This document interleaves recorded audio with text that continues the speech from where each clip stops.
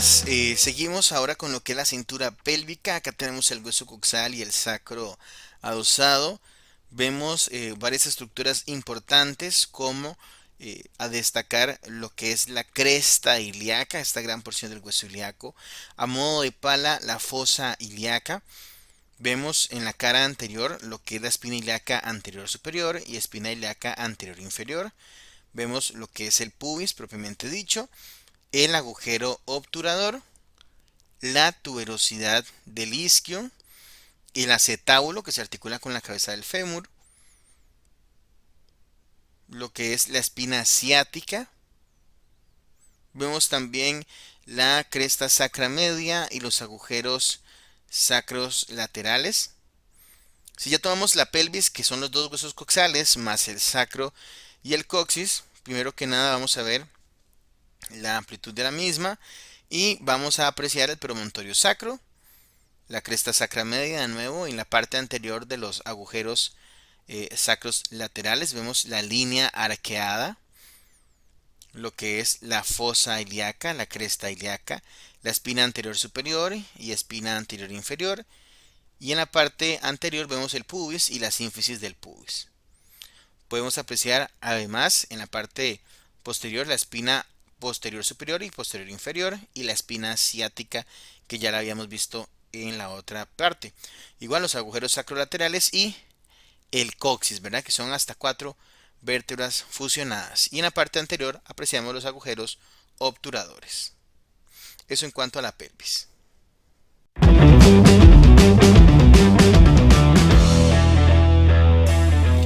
Bueno, siguiendo el mismo orden que utilizamos para el miembro superior, continuamos entonces con los huesos de la extremidad inferior. Vamos a ver entonces los huesos de la pierna y del muslo. En primera instancia vamos a presentar el hueso más largo y pesado de todo el cuerpo humano, que corresponde a el fémur. El fémur se encuentra en lo que es la extensión del muslo, que se ubica desde la cadera hasta la rodilla. Como les decía, el fémur es el más largo y pesado de todos los huesos del cuerpo. Por ejemplo, véanlo en comparación junto a un húmero, ¿verdad? Obviamente se nota la diferencia entre el húmero y el fémur. Y vamos a compararlo también con una tibia que es bastante densa y bastante grande, pero que aún así es sobrepasada tanto en longitud como en peso por el fémur. ¿Ok? Ahora, el fémur tiene dos partes muy importantes, una proximal, donde tiene una cabeza bastante redondeada, como se aprecia, que se articula con la fosa creada por el acetábulo, esa fosa redonda. En el acetábulo se ajusta de forma particular con la cabeza redonda del húmero. Además de esa cabeza redondeada cuenta con un cuello bastante angosto, ¿verdad?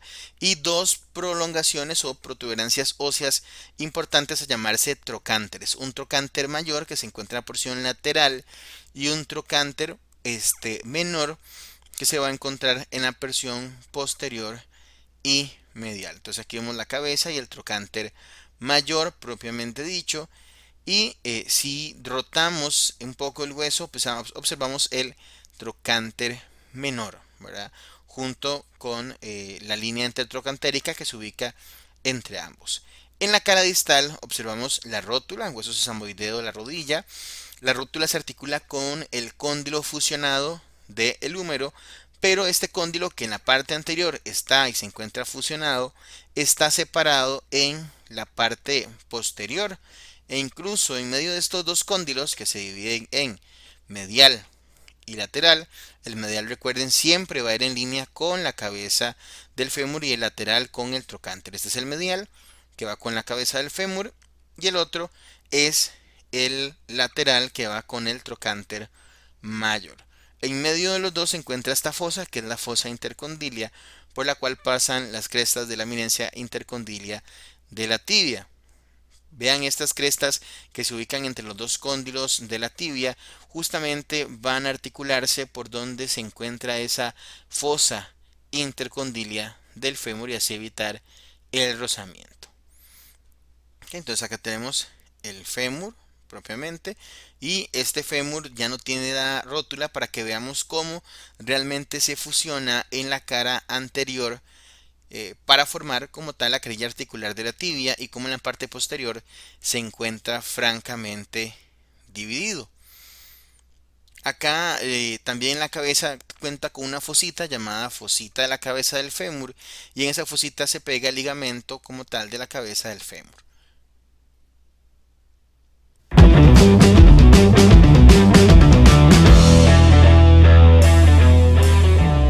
Bajando y continuando hasta los huesos que conforman la pierna, tenemos dos huesos, la tibia, como la vemos acá, y también tenemos al peroné, que es este un poco más largo y delgado, que conforman en conjunto los huesos de la pierna. La tibia siempre la vamos a ubicar en una porción medial y el peroné en una porción lateral. Ambos van a tener dos prominencias importantes, que son maleolos que evitan el desplazamiento sobre el astrágalo. Vamos a ver primero la tibia. La tibia en la parte proximal cuenta los cóndilos con los que se articula con el fémur y las crestas de la eminencia intercondilia. Además cuenta con una protuberancia en la cara anterior llamada tuberosidad de la tibia, incluso palpable a través de la piel.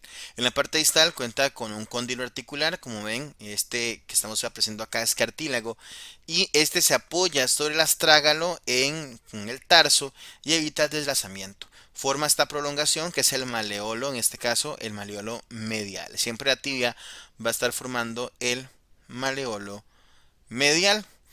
En cuanto al peroné, vamos a ver que el peroné, recuerden, no se articula con la rodilla propiamente dicha, sino que se articula con uno de los epicóndilos de la tibia.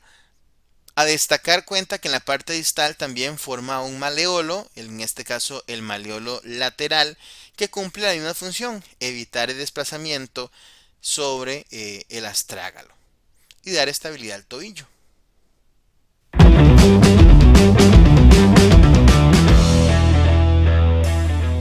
Acá podemos apreciar una visión general breve. Vamos a centrarnos sobre todo en la columna de un esqueleto. Vamos a ver cómo bueno, se configura la parte de la columna cervical, que como ven tienen a destacar apófisis bituberosas. Son bastante más pequeños los cuerpos vertebrales, y esas prolongaciones que ven ahí bifurcadas son las apófisis bituberosas. A nivel torácico o dorsal se destacan dos cosas particulares. Primero, unas apófisis espinosas bastante alargadas y que terminan en punta, un poco más aguda, y además que cuenta carillas articulares para las costillas. Ya en la zona lumbar vemos que las apófisis espinosas se vuelven más cuadrangulares. Acá se observa la diferencia entre las torácicas y las lumbares. Además, las lumbares no cuentan con las carillas articulares para las costillas, pero cuentan con apófisis transversas bastante largas, llamadas apófisis costiformes. Entonces aquí se aprecia la diferencia. Unas tienen más bien carillas articulares para las costillas, que son las torácicas o dorsales, y las otras tienen apófisis espinosas. Otra diferencia importante es en cuanto al tamaño del cuerpo vertebral. Los cuerpos de las vértebras lumbares son mucho más grandes, como se aprecia acá, y acá vamos a ir subiendo y vamos a ver cómo ya a nivel torácico se vuelven un poco más pequeños. Veamos a través de esta parilla costal cómo esos se aprecian considerablemente más pequeños que los cuerpos de la vértebra lumbar. ¿Okay? Además, acá observamos el sacro y coxis, que son básicamente porciones de vértebras fusionadas como el rasgo evolutivo del ser humano. En la cara anterior vemos el estrecho superior de la pelvis formado por los fosas ilíacas, por el hueso ilíaco, lo que es pelvis falsa, y en la parte inferior la pelvis verdadera, que es donde va a pasar el feto durante el canal de parto.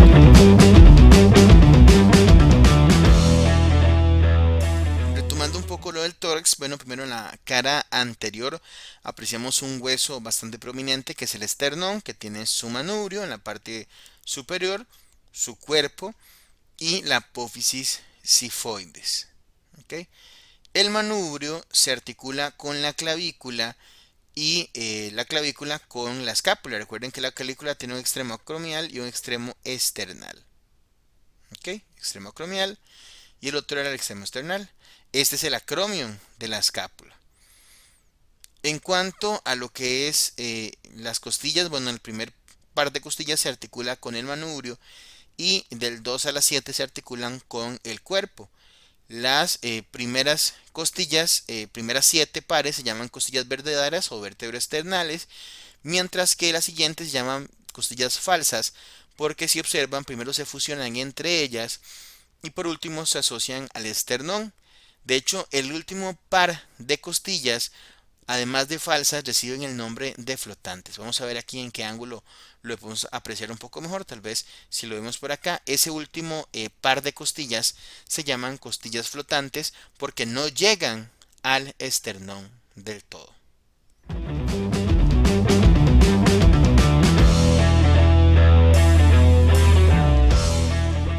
Ya para terminar este video tenemos algunos huesos del pie como el calcáneo que se articula con el cuboides. Tenemos el astrágalo con la tibia y el navicular con el astrágalo. Y tenemos la porción de los tres cuneiformes y los metatarsianos. Recordemos que en el tarso tenemos 7 huesos y tenemos 5 metatarsianos. Y su distribución de los cuneiformes son el medial, el intermedio y el lateral, como estamos observando acá en esta toma.